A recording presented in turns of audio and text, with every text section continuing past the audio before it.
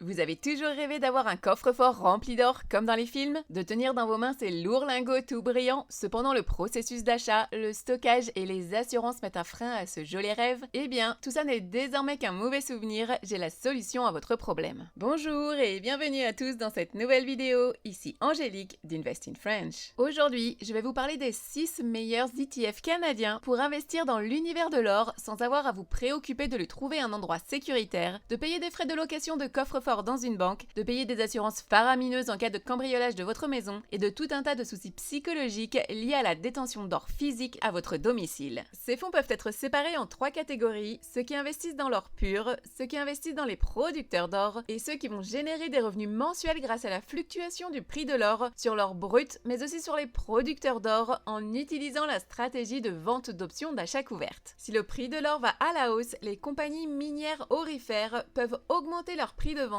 et seront donc encore plus rentables. Mais si le prix de l'or va à la baisse, alors ces mêmes compagnies seront moins profitables, devront baisser leur prix de vente, ils verront donc des pertes dans leurs bénéfices, mais aussi une baisse dans leur prix sur les places boursières. Marc Castaneda veut investir dans l'or et il a bien raison. Voici quelques points importants qui pourraient vous motiver à faire de même. Premièrement, l'or est une valeur refuge qui voit son prix augmenter en période d'instabilité économique ou de crise et il sert aussi à se protéger contre l'inflation. Le prix de l'or tend à augmenter en même temps que le coût de la vie. Contrairement à l'argent liquide qui perd de la valeur avec le temps, l'or peut conserver sa valeur ou même l'augmenter. Deuxièmement, l'or ne suit pas les mêmes tendances que les actions ou les obligations, ce qui apporte une diversification supplémentaire à tout portefeuille d'investissement et peut même aider à maintenir un portfolio équilibré et compenser les pertes des autres actifs durant une période de crise. Et dernièrement, l'or est un actif liquide et physique très rassurant en cas de crise car il peut être facilement vendu et converti en argent au besoin. Vous retrouverez ces 6 ETF dans un tableau Excel qui est à votre disposition gratuitement dans la description de cette vidéo. Ils y sont rangés par type de fonds et non par ordre de préférence de ma part. Si vous avez des questions, des remarques, des suggestions, je reste joignable ici, sur Facebook ou par email. J'ai vraiment besoin de votre aide en ce moment, il faut absolument que l'algorithme de YouTube se réveille et montre mes vidéos à tout le monde, donc s'il vous plaît, likez, abonnez-vous et partagez un max. Merci d'avance.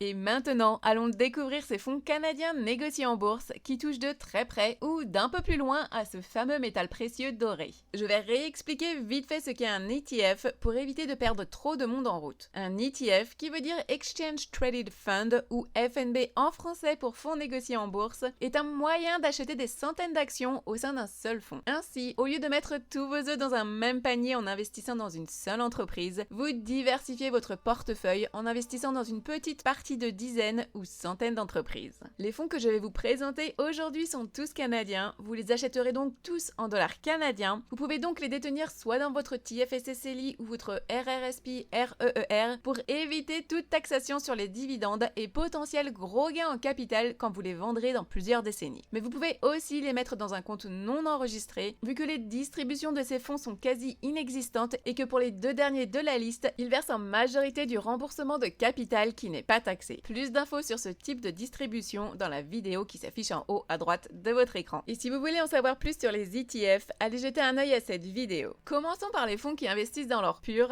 avec le premier ETF qui est le iShares Gold Bullion ETF couvert en dollars canadiens, symbole CGL.TO. Il faut savoir qu'il existe la version non couverte sous le symbole CGL.C.TO. Mais vous allez me demander, mais c'est quoi la différence entre couvert ou non couvert? Eh bien, un ETF couvert ou hedged en anglais se concentre seulement sur les placements sous-jacents qu'il détient, ici de l'or physique. Mais s'il est non couvert ou unhedged, alors ce fonds devra aussi prendre en compte les conversions de devises entre la devise de l'investisseur et la devise des actifs sous-jacents. Pour nous, le plus souvent c'est avec les dollars américains, mais ça peut être aussi d'autres devises pour les ETF internationaux. Lequel est le mieux? C'est un choix personnel suivant votre goût du risque, avec ici la conversion des devises jouant un rôle d'effet de levier. Mais si vous pensez que le dollar canadien va devenir de plus en plus faible par rapport au dollar américain, alors la version unhedged sera celle qui aura de meilleurs rendements. Mais ça veut aussi dire des rendements moins bons si la valeur du dollar canadien repart à la hausse. Donc si vous voulez être serein et éviter les surprises, je vous conseillerais la version couverte. CGL existe depuis le 28 mai 2009, il a 1,61 milliard d'actifs sous gestion et investit dans un seul placement qui est de l'or et plus précisément des lingots d'or. Son poids en or est de 10,88 tonnes. En investissant dans cet ETF, c'est comme si vous achetiez posséder de l'or physique, sauf que ces lingots sont stockés quelque part dans un coffre-fort que vous ne pourrez jamais toucher. Mais si le prix de l'or augmente, alors vos parts dans ce fonds vont aussi prendre de la valeur de la même façon, en retirant les frais annexes d'achat des parts de ce fonds ainsi que des frais de gestion. Les ETF que je vais vous présenter aujourd'hui sont loin d'être bon marché malheureusement. CGL fait partie des moins chers et il est déjà à 0,56%. Ce qui veut dire que si vous investissez 1000 $ dans CGL, vous payerez 5,60 $ de frais par année. Ces frais ne vous seront jamais retirés comme une transaction, vous ne recevrez jamais de facture vous demandant de les payer, ils sont intégrés au prix du fonds. Quand il y a des dividendes, le mieux c'est de les retirer du rendement, ce qui semble moins douloureux, mais quand il n'y a pas de distribution versée, alors ces frais sont encore plus présents et font encore plus mal sur les rendements à long terme de vos fonds. Donc vous l'aurez compris, les moins élevés ils sont, le mieux c'est, surtout si les rendements totaux ne sont pas extraordinaires. Niveau prix, au moment de filmer la vidéo, il était de 26,32 $ par part. Niveau dividende, cet ETF paie à l'année si dividende il y a, mais comme on peut le voir ici, il en a versé qu'à 2 reprises depuis sa création, en décembre 2009 et en décembre 2012. Donc pour éviter toute déception, on dira que cet ETF ne verse pas de dividendes, mais que si par miracle ça arrive, alors ce sera une très belle surprise de fin d'année, un peu comme des étrennes. Investir dans ce fonds est à risque moyen, ce qui n'est pas si pire vu qu'on le sait tous, investir dans l'or peut être très risqué. Si on regarde son rendement maintenant, sur les 10 dernières années, il est de 9,20% et depuis sa création, il est de 6,45%. Ce qui veut dire que si vous aviez investi 10 000 $ dans cet ETF en mai 2009, votre investissement aurait une valeur actuellement de 27 664,70 $.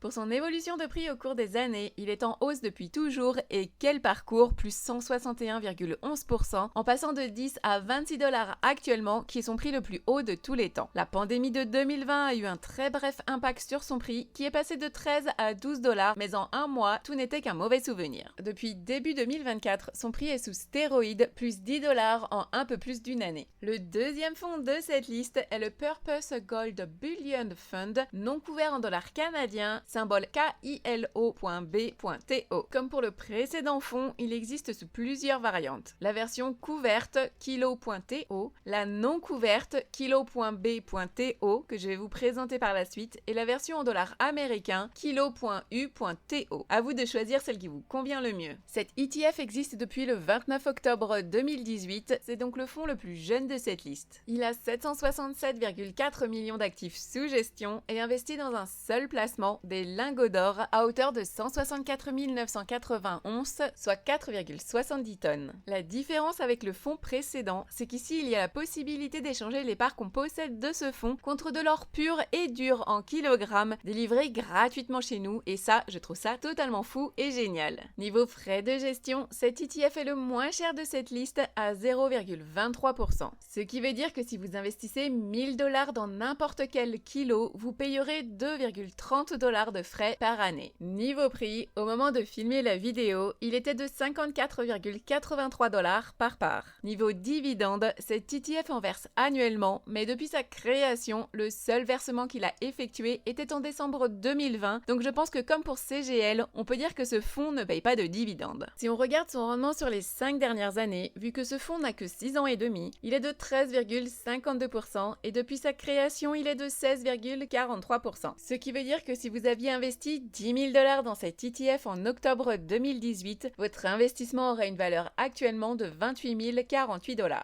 Pour son évolution de prix au cours des années, il est à tendance haussière, plus 177,76%. Là aussi, aucun signe provenant des crises vécues ces dernières années et depuis 2024, il est à la hausse, atteignant son prix le plus haut de tous les temps en avril dernier à 56,56 $ par part. Regardons maintenant les fonds qui investissent dans les producteurs d'or avec le troisième ETF de cette liste qui est le iShares S&P TSX Global Gold Index ETF, symbole XGD.TO. Cet ETF existe depuis le 23 mars 2001, c'est donc le fonds le plus vieux de cette liste. Il a 2,41 milliards d'actifs sous gestion et investi dans 44 producteurs d'or et de produits connexes mondiaux. Niveau frais de gestion, cet ETF a des frais de 0,61%. Ce qui veut dire que si vous investissez 1000 $ dans XGD, vous payerez 6,10 $ de frais par année. Et on peut aussi voir qu'investir dans ce fonds est à risque élevé. Niveau prix, au moment de filmer la vidéo, il était de 31,76 $ par part. Niveau dividende, cet ETF a un rendement de 0,61%. 62% avec un paiement semestriel, donc 2 fois par année depuis 2022, avant il était trimestriel. Chaque versement est différent d'une fois sur l'autre et le montant annuel est à la baisse depuis 2022. Et si on retire les frais de gestion de ce rendement de dividendes, on peut voir qu'il ne reste que 0,01% de dividendes à mettre dans vos poches. Pour la composition par compagnie, la pondération entre chacune d'entre elles est assez importante, ça va de 15,33 à 0,06%. Il y a 2 compagnies plus présentes que les autres à 15% et c'est Newmont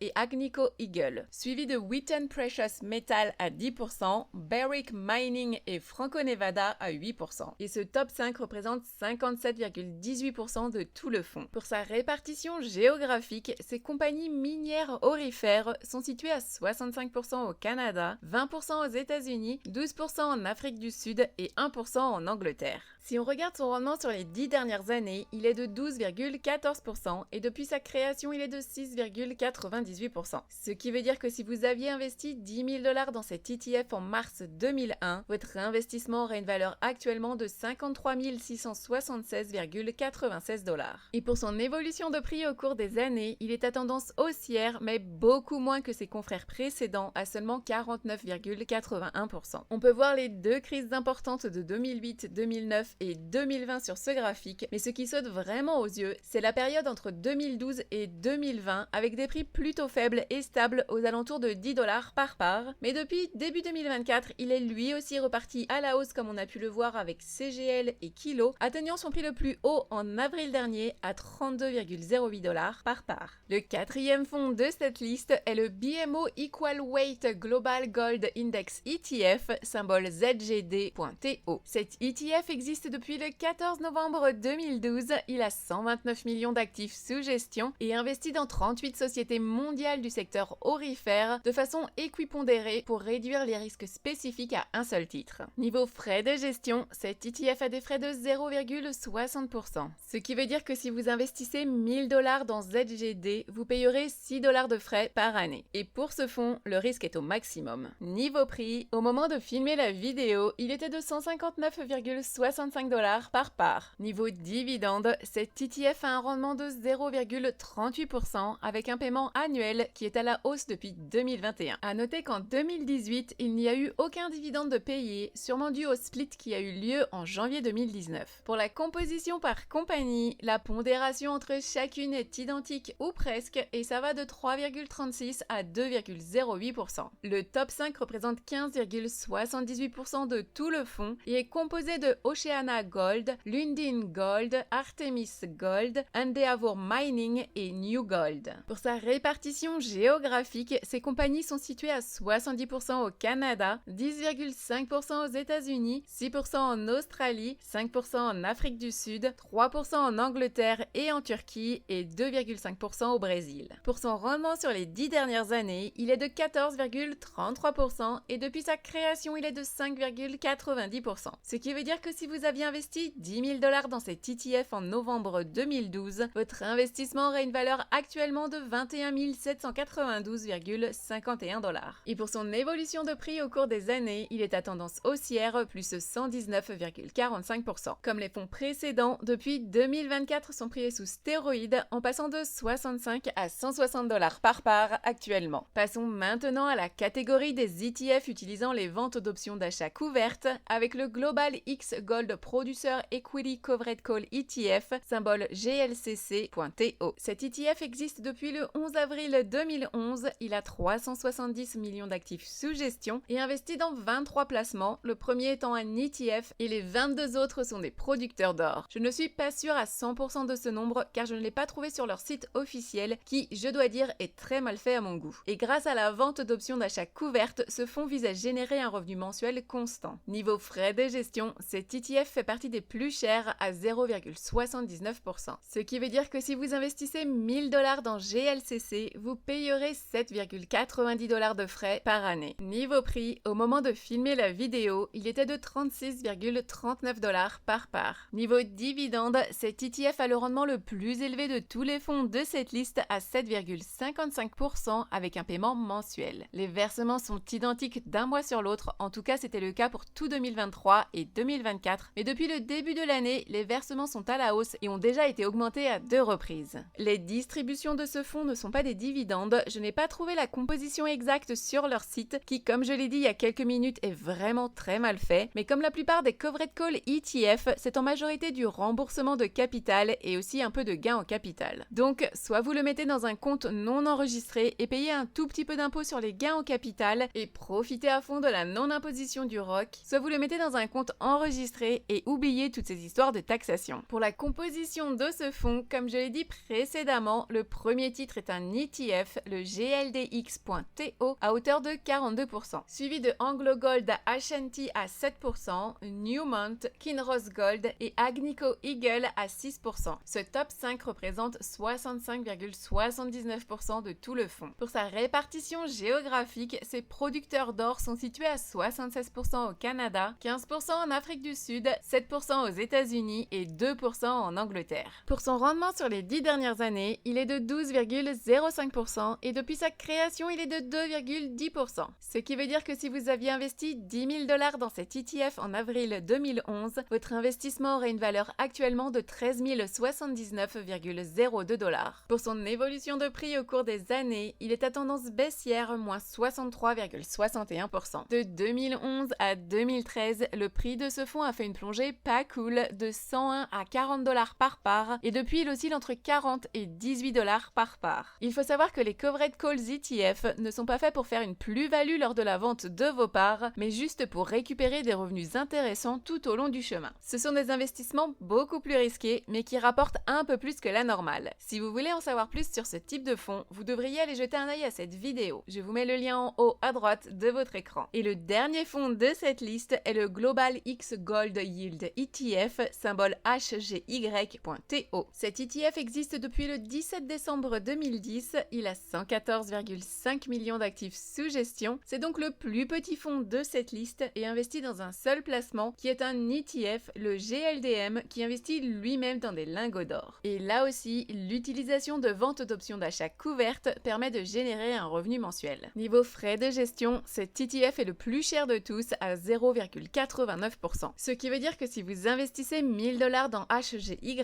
vous payerez 8,90 $ de frais par année. Niveau prix, au moment de filmer la vidéo, il était de 13,44 $ par part. Niveau dividende, cet ETF a un rendement de 4,87% avec un paiement mensuel. Les versements sont identiques d'un mois sur l'autre avec la dernière augmentation en date de janvier de cette année. Cependant, le montant annuel est en baisse depuis 2020. Pour son rendement sur les 10 dernières années, il est de 7,03% et depuis sa création, il est de 3,01%. Ce qui veut dire que si vous aviez investi 10 000 $ dans cet ETF en décembre 2010, votre investissement aurait une valeur actuellement de 15 326,21 $. Et pour son évolution de prix au cours des années, tout comme son ami précédent du même style, il est à la baisse, moins 31,94%. Et tout pareil que pour GLCC, les premières années de vie de ce fonds ont vu une baisse impressionnante dans son prix jusqu'à fin 2015, en passant de 20 à 9,80 $ par part. Depuis, il est plutôt stable entre 10 et 12 $, même s'il semble être reparti à la hausse depuis début 2024. Et voilà, c'est fini pour aujourd'hui. Vous voilà désormais en possession des meilleurs ETF canadiens pour investir dans ce précieux métal doré qui fait rêver plein de monde. Êtes-vous déjà actionnaire dans certains d'entre eux? Si oui, lesquels et pourquoi? N'hésitez pas à partager avec nous votre expérience avec ces fonds, la partie commentaire en dessous vous attend. Je vais maintenant reprendre les points importants de chacun d'entre eux. CGL se place en deuxième position pour sa taille en actifs sous gestion et il fait aussi partie des fonds les plus vieux. Il investit à 100% dans l'or. Kilo.B est le plus jeune fonds de cette liste, c'est aussi celui qui a les frais de gestion les plus faibles et il a le meilleur rendement depuis sa création. Il investit à 100% dans l'or avec la possibilité de transformer les parts de cet ETF en vrais lingots d'or. XGD est le plus gros fonds en actifs sous gestion mais aussi en nombre de compagnies et c'est aussi le fonds le plus vieux de cette liste. Il investit dans des producteurs d'or mondiaux. ZDG fait partie des fonds les plus jeunes de cette liste et aussi de ceux avec le plus petit nombre d'actifs sous gestion. Et il a le meilleur rendement sur les 10 dernières années. Il investit de façon légale dans des sociétés mondiales du secteur aurifère. GLCC est le fonds avec le meilleur rendement de dividendes, mais aussi celui qui a le pire rendement depuis sa création. Il utilise la vente d'options d'achat couvertes de façon intensive sur les producteurs d'or pour générer un revenu mensuel constant. Et HGY est le plus petit fonds en actifs sous gestion ainsi que le plus cher en frais de gestion. Et puis il a aussi le pire rendement sur les 10 dernières années. Il utilise la vente d'options d'achat couvertes sur le prix de l'or pour générer un revenu mensuel stable. De mon côté, je n'ai pas encore investi de mon plein gré dans un de ces fonds, mais via mon compte géré chez Wealthsimple, je suis actionnaire de nanogrammes d'or via le fonds Kilo.B. Dans un avenir proche, je vais clôturer ce compte, donc perdre ces fractions d'ETF, mais je compte bien reprendre une position sur ce même fonds très bientôt, qui me permettra un jour ou l'autre d'avoir un lingot d'or en ma possession. Bien entendu, tout ceci n'est pas un conseil d'investissement, cette vidéo est faite à but éducatif et de divertissement uniquement, je ne suis en aucun cas un conseiller financier ou un expert comptable. S'il vous plaît, ne suivez pas mes conseils aveuglément, faites vos propres recherches et n'investissez que dans ce que vous comprenez et que vous respectez. Merci à tous de votre fidélité, n'oubliez pas de liker cette vidéo, de vous abonner à la chaîne et de commenter. Merci encore et à bientôt!